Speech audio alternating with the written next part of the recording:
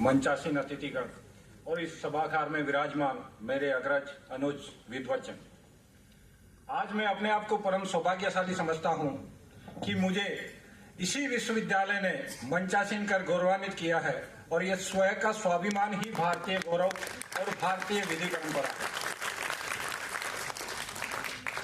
भारतीय ज्ञान परंपरा की जब बात करते हैं तो ज्ञान में शिक्षा सम्मिलित होती है, शिक्षा में ज्ञान सम्मिलित नहीं होता है। यहां भी अंग्रेजी में नॉलेज शब्द प्रयोग हुआ है, एजुकेशन नहीं। तो हमारी भारतीय ज्ञान परंपरा क्या कहती है? आज के विषय में पहला भारतीय, दूसरा भारतीय ज्ञान परंपरा और तीसरी बात विधि और न्याय। जब इस बात की बात करते हैं तो एक प्राचीन काल से चली हुई बात जो हम सुनते आए हैं, एकम सत्य विप्रा बहुधा वदंती। सत्य एक है, विद्वान जन अलग अलग ढंग से उसको कहते हैं। और जब भारतीय की बात करते हैं तो निश्चित रूप से भारतीय के अक्ष पर जाना चाहिए। और भारत वो देश है जो प्रकृति निर्मित देश है। आप चारों सीमाओं पर जाएंगे, जिस प्राचीन और सांस्कृतिक भारत की बात करेंगे वो हमारा भारत, उसकी संस्कृति, उसकी परंपरा, वहां से भारतीय ज्ञान परंपरा प्रारंभ होती है। और वो न्याय और विधि, भारतीय ज्ञान परंपरा के कण कण में विधि और न्याय की बात है। जब हम धर्म की बात करते हैं तो धर्म अपने आप विधि और न्याय सम्मत होता है, उसी को धर्म कहते हैं। जहां विधि और न्याय नहीं है वहां धर्म कैसा? लेकिन विधि और न्याय की अवधारणा व्यक्ति के साथ बदलती जाती है, ये हमने देखा है।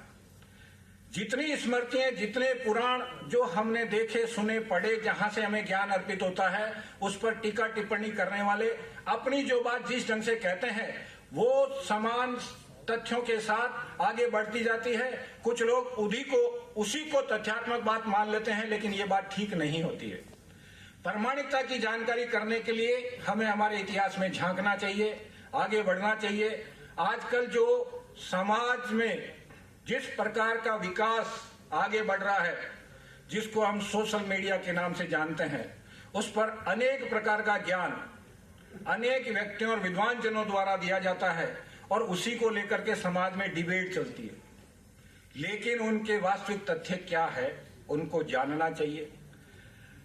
जिस भारतीय ज्ञान परंपरा का उद्देश्य सर्वे भवन्तु सुखिन की बात करने वाला हो, जो आज के परिप्रेक्ष्य में जिस विधि और ज्ञान की बात, न्याय की धारणा की बात करते हैं, जिसमें सबका समान, सबका साथ, सबका विकास की बात करते हैं, आज का जो विषय रखा गया है इतना समसामयिक विषय है जिसकी जितनी व्याख्या की जाए उतनी कम है। मुझे जब इस कार्यक्रम में आमंत्रित करने के लिए मेरे परम मित्र राजेश जी ने बात कही थी तो मैंने बहुत औपचारिकता के साथ ये पूछा था, क्योंकि मैं प्रोफेशन से अधिवक्ता हूं। अधिवक्ता का काम बोलने का होता है, केवल मंच पर चुप बैठने का नहीं होता है। और विधि और न्याय से जुड़ी हुई बात हो तो मर्यादित रूप से मैंने इनसे स्वाभाविक रूप से पूछा, केवल बैठाओगे या बोलाओगे भी? यही भारतीय ज्ञान परंपरा है जिसमें औपचारिकता कहीं नहीं होती है, अनौपचारिकता होती है।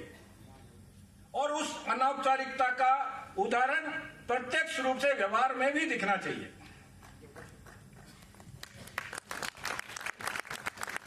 जब हम भारतीय ज्ञान परंपरा और विधि और न्याय की बात करते हैं तो मुझे लगता है कि उसमें सबसे महत्वपूर्ण बात होती है कि सही क्या है।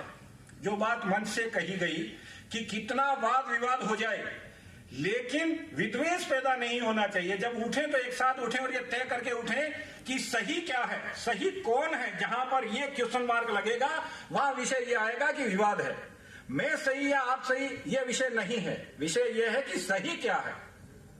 और जब सारी धारणा इस बात पे आ जाती है कि सही क्या है, वहां किसी प्रकार का विवाद नहीं हो सकता। ये भारतीय ज्ञान परंपरा सिखाती है। और न्याय व्यवस्था और विधि व्यवस्था आज के समय में भारतीय शिक्षा नीति जो नई दी है 2020, उसमें भी सरकार का बड़ा उस पर फोकस है। भारतीय ज्ञान परंपरा का केंद्र स्थापित किए हैं यूजीसी के द्वारा। अनेक शिक्षण संस्थाओं में इस प्रकार के प्रोत्साहित करने वाले कार्यक्रम, विद्वान जनों को आगे बढ़ाना, उनके कार्य को प्रोत्साहन देना। मैं समझता हूं ये 3 दिन का सेमिनार भी उसी एक कड़ी का हिस्सा बने और यहां से जो शोध निकले वो भी वहां तक पहुंचे और आने वाले समय में एक सब लोगों के लिए ज्ञानवर्धन का कार्य करें। इसके लिए मेरी बात 2 शब्दों में पूरी करके विराम दूंगा। राह के नक्श मुसाफिर का पता देते हैं, कौन किस स्थान से गुजरा बता देते हैं। जय हिंद, जय भारत।